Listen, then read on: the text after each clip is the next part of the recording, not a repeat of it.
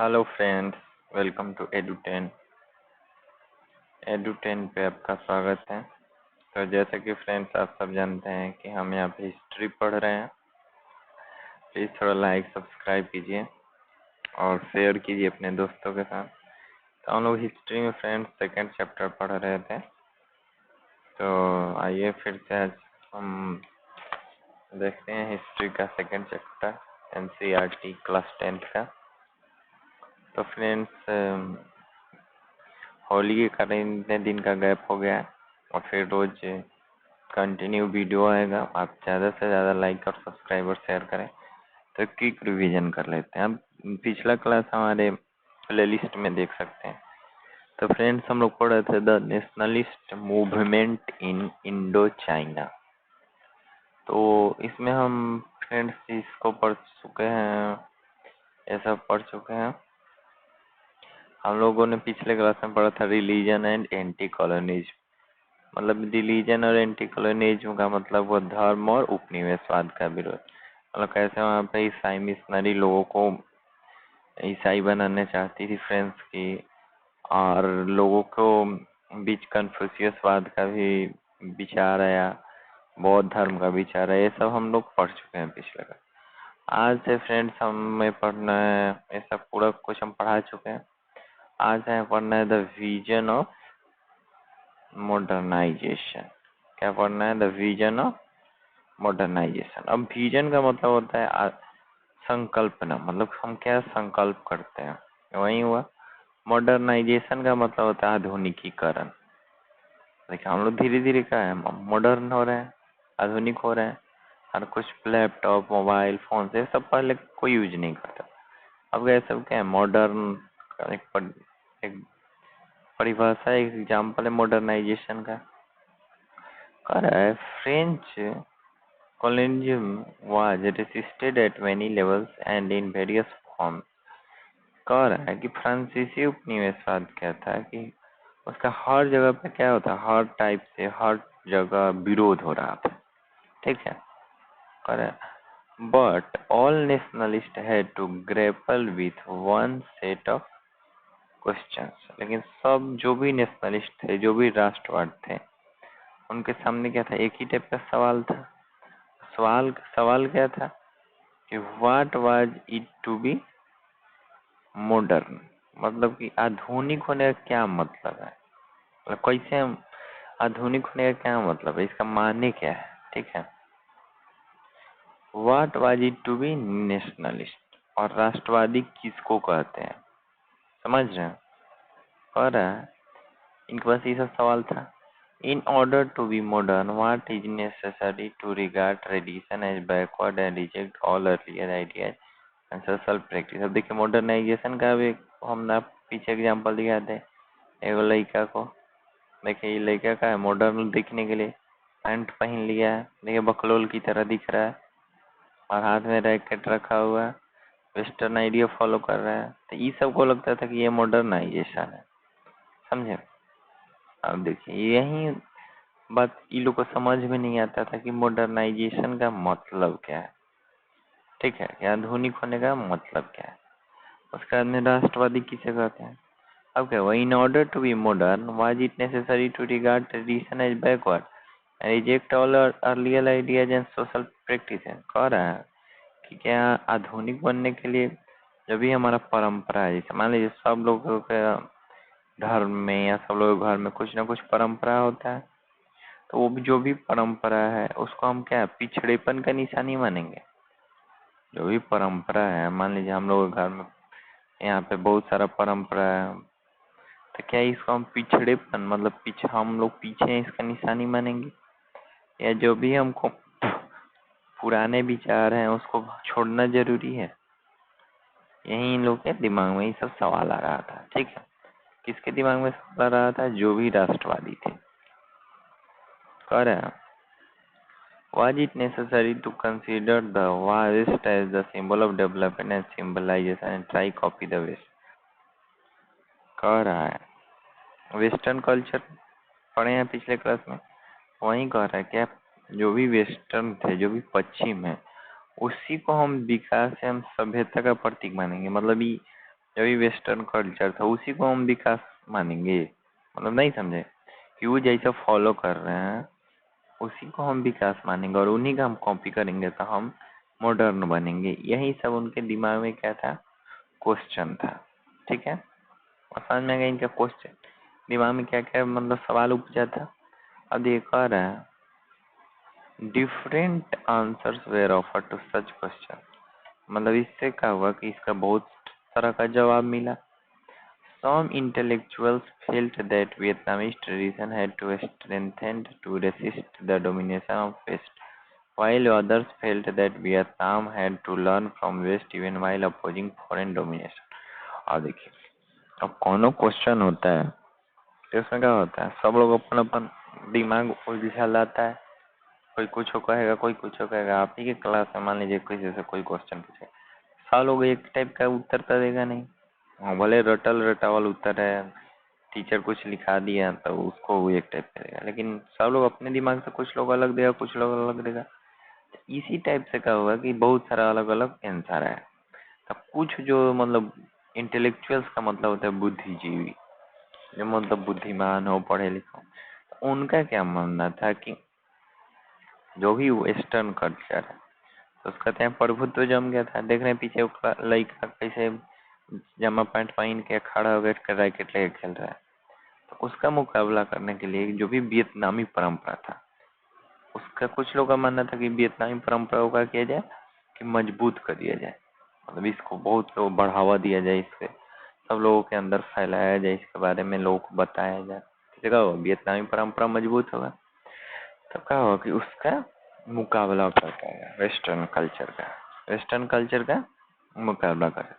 लेकिन कुछ लोगों का मतलब वाइल अदर फेल, मतलब कुछ जो बुद्धिजीवी थे उनका विचार था कि जो भी विदेशी वर्चस्व है, ठीक है, उसका तो हम विरोध करें, लेकिन फ्रेंच का जो फ्रांसीसी जो वेस्टर्न कल्चर लाए थे उससे हम लोग क्या करें, कुछ कुछ चीज सीख ले। नहीं समझे, फ्रांसीसियों को विरोध करें लेकिन उनका जो कल्चर है उससे क्या करें, बहुत चीज सीखे, मतलब उसमें का अच्छाई सीख ले। These differing visions led to complex debate which could not be easily resolved. अब देखो, अब सच लगा हुआ कि अब वो कह रहा है कि ना ऐसे करो, ये कह रहा है ऐसे करो।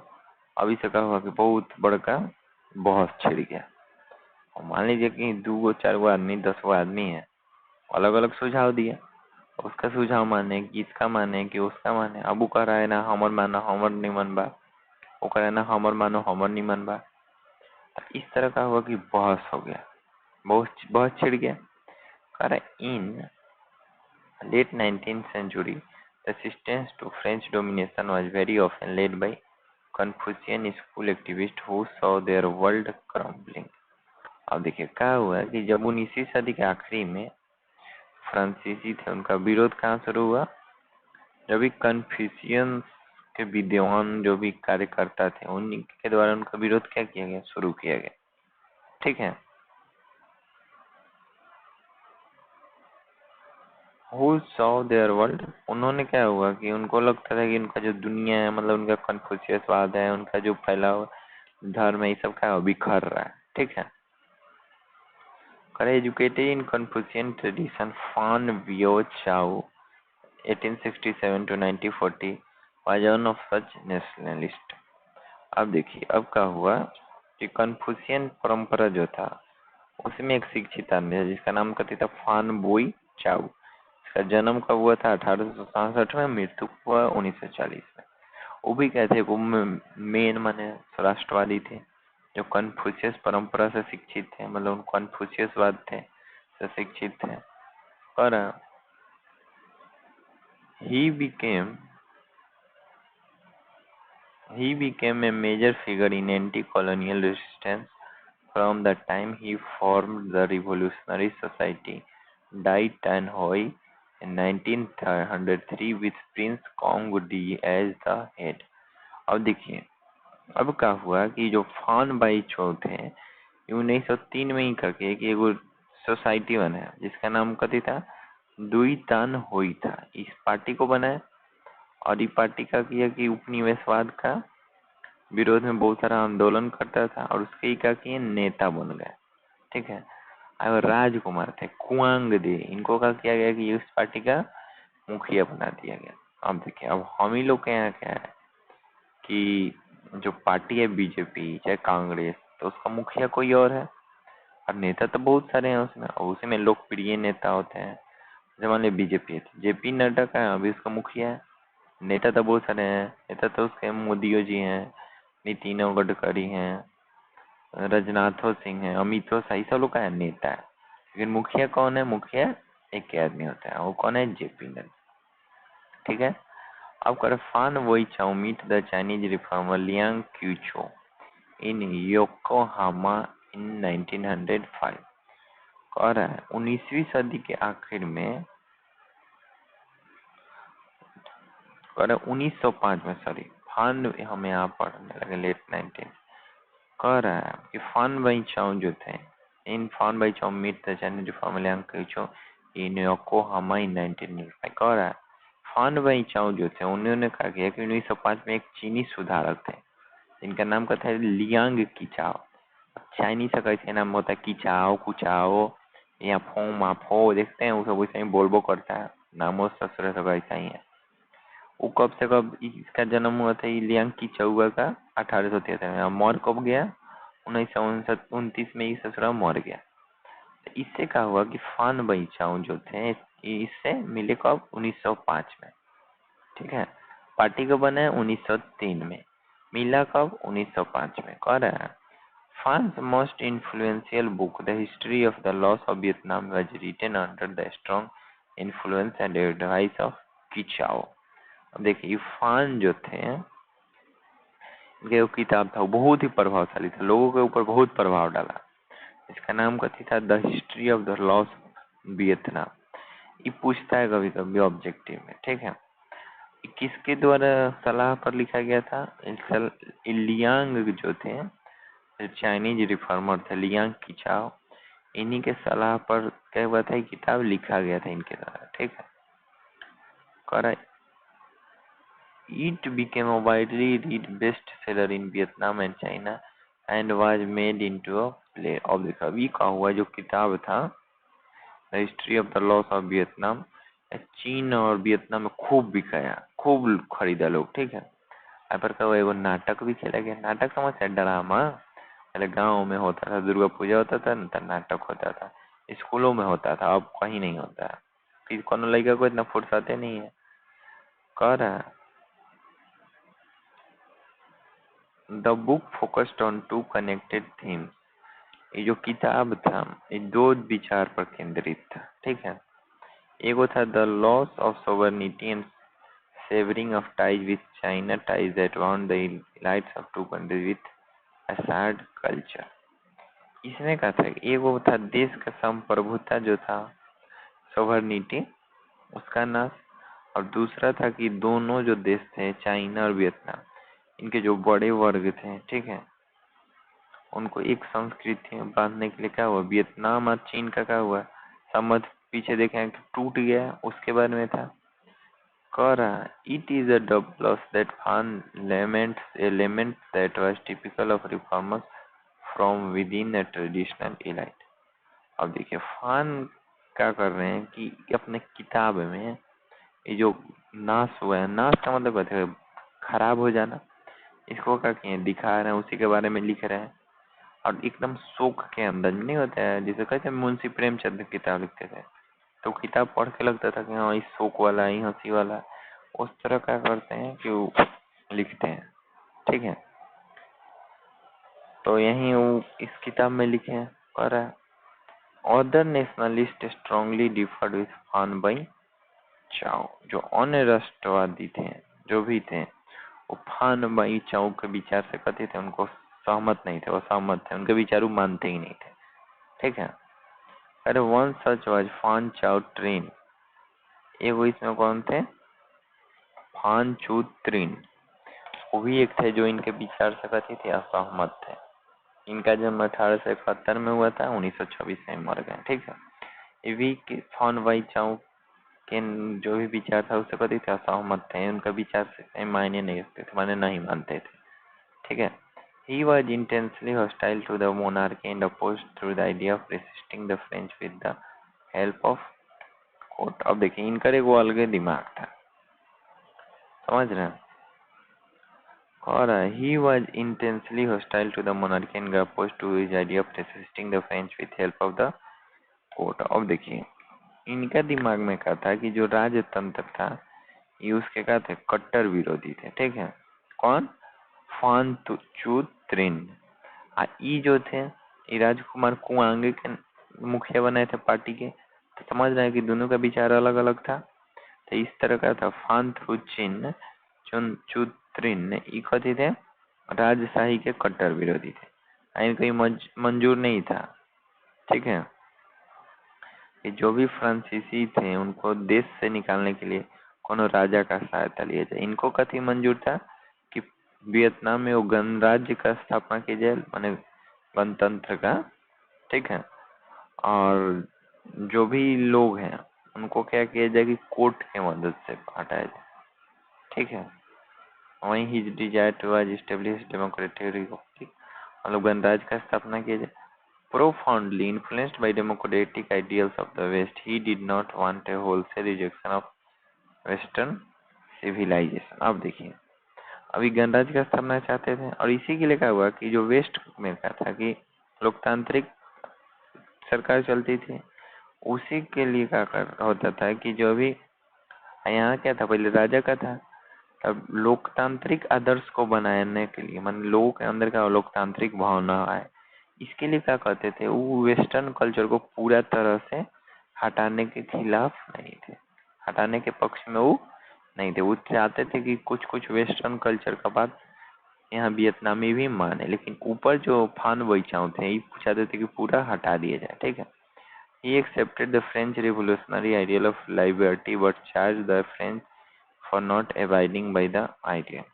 अब देखिए उनका एक आरोप भी था, उनको क्या लगता था कि फ्रांस के क्रांतिकारी जो आदर्श थे, मतलब जो भी फ्रांसीसी थे, आपने पिछले क्लास में पढ़ा भी है कि फ्रांस में रिवॉल्यूशन हुआ था, तो जो क्रांतिकारियों के आदर्श थे, मतलब जो भी क्रांतिकारी का जो भी दिमाग था, ठीक है, उसके तो वो मतलब मानते थे, ठीक है।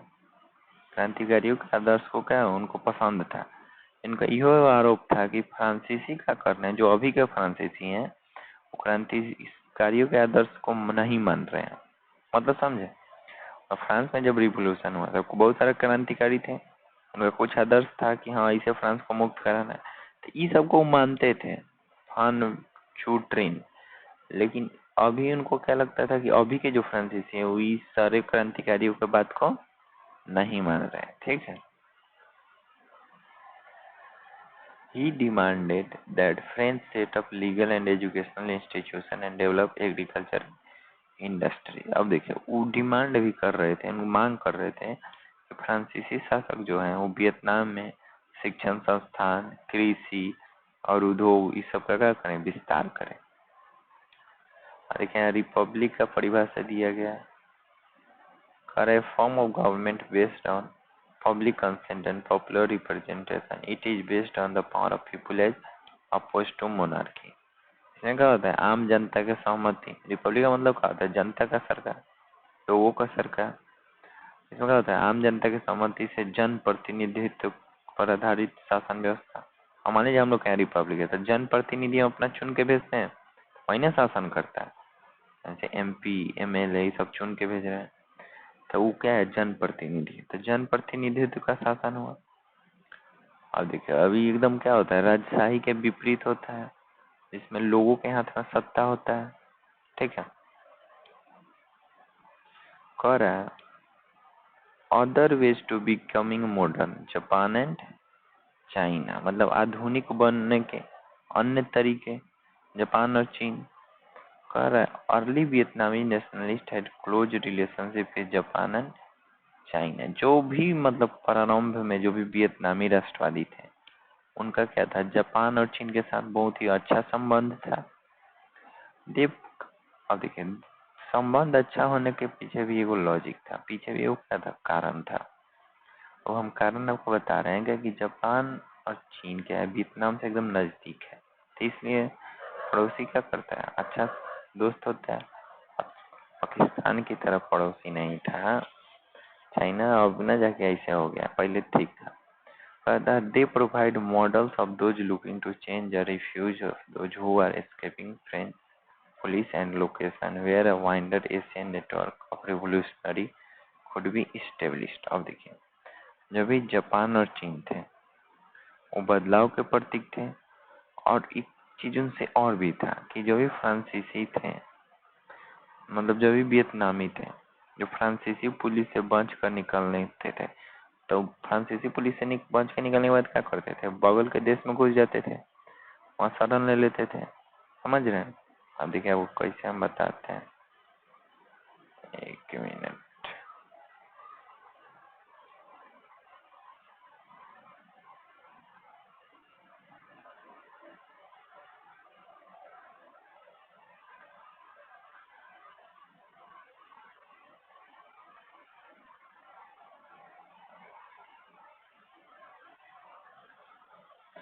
खोलने दीजिए, तब आपको बताते हैं कि वियतनाम से कैसे चीन नजदीक है और वहां से जापान भी नजदीक। ऐसे कहा होता था कि जो भी लोग फ्रांसीसी पुलिस से बचकर निकलते थे, वो जगह क्या करते थे कि जापान में और चीन में शरण ले लेते थे। अब इससे क्या हुआ कि जो भी मतलब एक हो गया, फिर दूसरा गया, फिर तीसरा गया, तो इस तरह का बहुत सारे लोग फ्रांसीसी पुलिस से बच के वहां गए। इससे क्या हुआ, वो नेटवर्क बन गया। ठीक है, अब आइए हम आपको दिखाते हैं। और खुल गया हो तो, खुल ही नहीं रहा है।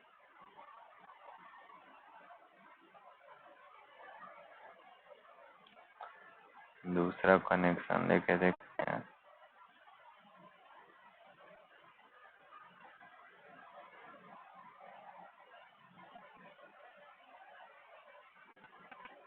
हाँ, खुल गया। अभी दिखाते हैं आपको कैसे मैप पे, तो आपको खुद समझ में आ जाएगा कि वो लोग जापान और चाइना में ही खाए जाके शरण रहते थे। ठीक है, सॉरी। आप देखिए, यहाँ से निकले और जापान में गए, फिर चाइना में गए, तो उन लोगों का क्या हुआ, एगो नेटवर्क बन गया। और देखिए आगे पढ़िए, कर in the first decade of 20th century a गोइस्ट मूवमेंट बिकम पॉपुलर। और देखिए, जो भी 20वीं सदी था उसके पहले दशक में एगो आंदोलन हुआ जिसका नाम कथी था, पूरब की ओर चलो। ठीक है, करा इन 1907 1908 some 300 Vietnamese students went to Japan and acquired modern education. अब देखिए, पूरब की ओर चलो के पीछे का लॉजिक है, वो लोग का कौन सा कल्चर था, वेस्टर्न कल्चर। तो वेस्ट माने कथी होता है, पश्चिम होता है। ठीक है, ईस्ट माने कथी होता है, पूरब होता है। तो वेस्ट के अपोजिट वो लोग कथी एगो मूवमेंट बना है, ईस्ट मूवमेंट। समझ में आ रहा है आपको, क्या है ईस्ट मूवमेंट, इसका नाम पड़ा क्या कि वे लोग का वेस्टर्न कल्चर था, ये लोग क्या कहेंगे, पूरब के चल। अब इससे क्या हुआ कि 1907 में 7-8 में 300 वियतनामी स्टूडेंट क्या किए कि आधुनिक शिक्षा प्राप्त करने कहाँ चले गए, जापान चले गए। अब देखिए हम आपको वियतनाम दिखा रहे हैं, जापान देख लीजिए, इसके बगल में वियतनाम है।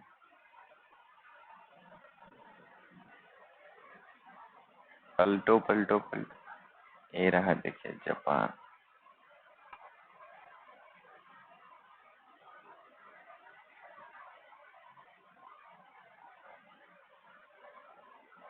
ये रहा नॉर्थ कोरिया।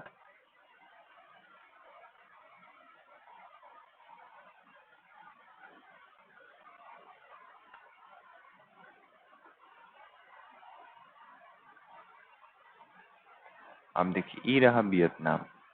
यहाँ से बहुत सारे लोग कहाँ चले गए, चाइना। ये रहा चाइना। और कुछ लोग कहाँ चले गए, जापान चले गए। ये रहा जापान। समझ में आ रहा है आपको? देखिए हम आपको 3D इमेज ही दिखा देते हैं।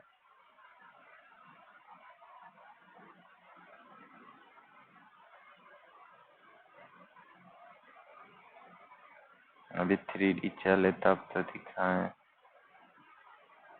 चल ही नहीं रहा। देखिए चल गया। देखिए ये रहा वियतनाम, यहाँ से यहाँ चाइना, और चाइना से इधर आगे बढ़े तो कहाँ चले गए, इधर देखिए। यहाँ आ गए कहाँ पे, जापान में। ठीक है, ये जापान था। तो यहाँ क्या हुआ कि 300 वियतनामी विद्यार्थी कहाँ गए, जापान, आधुनिक शिक्षा प्राप्त करने। ठीक है, और एक और है, for many of them the primary objective was to drive out French from Vietnam, overthrow the puppet empire and reestablish new dynasty that had been deposed by the French. अब देखिए, अब इनका इनका जो मेन मोटिव था, ठीक है, उन सब का लक्ष्य क्या था कि फ्रांसीसी जो थे उनको वियतनाम से बाहर निकाल दिया जाए, और जो अभी कठपुतली सम्राट है, जो भी राजा है, जो फ्रांसीसियों का कहना अनुसार चल रहे हैं, उनको क्या किया जाए, गद्दी से हटा दिया जाए। और फ्रांसीसी का किए थे कि वो न्यूगेन राजवंश था, उसको अपमानित किए थे और उनको गद्दी से हटा दिए थे। उनको क्या किया जाए कि दोबारा गद्दी पे बैठाया जाए। इनका मेन मोटिव ये था। ठीक है, these nationalist look for foreign arms and help. अब देखिए, अभी जो राष्ट्रवादी थे, इनको जो भी विदेशी हथियार था, इस सब को मदद चाहिए था। इनको मन ये सब मदद लेने से इनको कोनो दिक्कत उक्कत नहीं था। They appeal to the Japanese as fellow Asians. उन्होंने क्या किया कि जो भी जापानी थे उनको, जापान एशियाई कंट्री है, एशियाई होने के नाते क्या किया, जापान से मदद मांगा। Japan had modernized itself and had resisted colonization by the West। अब देखिए, जापान क्या था कि उस टाइम तक मॉडर्नाइजेशन में बहुत आगे बढ़ चुका था। ठीक है, और जो भी वेस्टर्न थे लोग थे, उनके द्वारा जो भी गुलाम बनाए जाने का कोशिश था, उसका बहुत ही विरोध किया था। ठीक है, beside it's victory over Russian in 1907 proved it's military capabilities. अब देखिए, 1908 में क्या हुआ, 1907 में जापान ने क्या किया कि रूस पे विजय प्राप्त किया, और इससे उसका सैन्य ताकत को भी मान लिया गया कि हाँ, मान लीजिए रूस इतना बड़ा कंट्री पर है। जापान को देखें आप कभी, देखिए जापान हम आपको दिखाते हैं, इतनी इतनी छोट छोट आइलैंड से मिल के ससुरा बना है, देख रहे हैं, ये सब आइलैंड का थे, जापान का है। ठीक है, इतना छोटा सा जापान, रसिया को आप देखिए तब दिमाग आपका खराब हो जाएगा, पूरा वर्ल्ड में सबसे बड़ा कंट्री। ठीक है, उसको क्या किया था कि 1907 में ससुरा हरा दिया था। तो इससे लोग भी मान गए कि मन जापान का क्या है, बहुत ही जो सैनिक है बहुत ही बढ़िया है। वियतनामी student established a branch of the Restoration Society in Tokyo, but after 1980 the Japanese Ministry of Interior cracked down on them। अब देखिए, हम लोगों के भी सुभाष चंद्र बोस जापान का मदद लिए थे। ठीक है, तब क्या हुआ कि जो वियतनामी विद्यार्थी गए थे, इस सब ससुरे का किया कि टोक्यो में रीस्टोरेंस सोसाइटी का स्थापना किया। लेकिन 1908 में क्या हुआ कि जो जापानी गृह मंत्रालय था, जिसे हम लोग यहाँ का है भारत का गृह मंत्रालय, इसके अभी वर्तमान में मिनिस्टर कौन है, अमित शाह। उस सर ने क्या किया कि गृह मंत्रालय ने क्या किया कि जो भी सोसाइटी बनाया जा रहा था, इसको बंद करना शुरू कर दिया। ठीक है, many including Fan Baichao were deported and forced to seek exile in China and Thailand। अब इससे क्या हुआ कि फान बाई चाओ जो थे, इस टाइप के बहुत सारे लोगों का क्या किया गया, जापान से निकाला जाने लगा। अब इन इस ससुर लोगों को जापान से निकाली, अभी जाए तो जाए कहाँ, वियतनाम तो जा नहीं सकते हैं। तो ये लोग क्या किए कि चीन और थाईलैंड में शरण लिए। उसके बाद कह रहा है, development in China also inspired Vietnamese nationalist. अब देखिए, चीन में भी क्या हुआ कि बहुत सारा डेवलपमेंट हुआ, इससे वियतनामी लोगों के क्या हुए, हौसले बढ़े। In 1911, the long-established monarchy in China was overthrown by popular movement under Sun Yat-sen। इनको चीन का पिता भी कहा जाता है। And a republic was set up।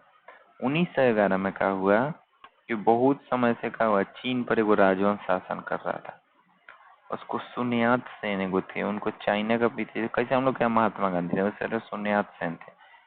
इनके कारण, इनके नेतृत्व में क्या हुआ, एगो बहुत बड़ा आंदोलन चला, जिससे क्या हुआ, जो भी राजवंश उस टाइम शासन कर रहा था चाइना पर, उसको 1911 में क्या हुआ कि गद्दी छोड़ना पड़ा। और इससे क्या हुआ कि वहाँ पे एक गणराज्य का, गणतंत्र का चाइना में स्थापना हुआ। Inspired by these development, Vietnamese student organized the Association for Registration of Vietnam। और देखा अभी इससे क्या हुआ कि प्रेरणा लिया वियतनामी जो स्टूडेंट्स थे और इन्होंने क्या किया वो वियतनाम मुक्ति एसोसिएशन, जिसको वियतनामी में कहते कहते थे वियतनाम कुआन फुक हुई, इसका स्थापना किया। Now the nature of the anti French independence movement change. अब इससे क्या हुआ कि जो भी मतलब हाँ ये लोग पहले से मूवमेंट चला रहे थे उसका उद्देश्य क्या हुआ, बदल गया। अभी इसका उद्देश्य ये नहीं था कि यहाँ वियतनाम में राजशाही का स्थापना कैसे किया जाए। इनका उद्देश्य था कि जैसे चाइना में गणतंत्र का स्थापना हुआ उस तरह से क्या हो कि वो लोग भी गणतंत्र का स्थापना करें। यहाँ देखें, the objective is no longer to set up constitutional monarchy but constitutional monarchy का स्थापना नहीं करना इनका उद्देश्य था। इनका उद्देश्य कथी था, गणराज्य का स्थापना करना था। ठीक है। Soon however the anti imperial movement in Vietnam came under a new type of leadership. अब इसी तरह का हुआ कि साम्राज्यवाद विरोधी आंदोलन भी क्या हुआ कि वियतनाम में तेजी से बढ़ने लगा। और देखिए और है आगे 6 number, the communist movement and Vietnamese nationalism. इसका मतलब है कम्युनिस्ट आंदोलन और वियतनामी राष्ट्रवाद। हम आपको पिक्चर बताते हैं। कर cartoon of Vietnamese nationalist chasing away imperialist. और देखिए वो यहाँ पे क्या है, कार्टून बनाया गया है। जो भी साम्राज्यवादी थे इनको खदेड़ कौन रहा है, वियतनामी राष्ट्रवादी खदेड़ रहा है। In all such nationalist representation of struggle, nationalists appear heroic, matching and while the imperial forces flee। इसमें ये दिखाया गया है कि जो भी राष्ट्रवादी थे उनको वीरता पूर्वक आगे बढ़ रहे हैं और जो साम्राज्यवादी शक्ति है वो क्या कर रही है, भाग रही है। देखिए यहाँ ये राष्ट्रवादी है, इनको खरीद रहे हैं, ऐसा थोड़ा सब क्या हो रहा है, दौड़ दौड़ के भाग रहा है। ठीक है फ्रेंड्स, आज के लिए इतना ही। फिर हम अगले वीडियो कल आएगा जिसमें हम पढ़ेंगे the communist movement and Vietnamese nationalism, communist आंदोलन Vietnam Rashtravadi.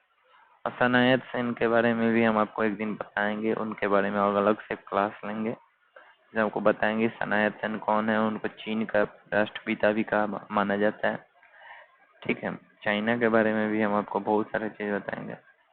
Thanks for watching. Please like share और सब्सक्राइब करें। आपसे सिर्फ इतना ही मेरा निवेदन है,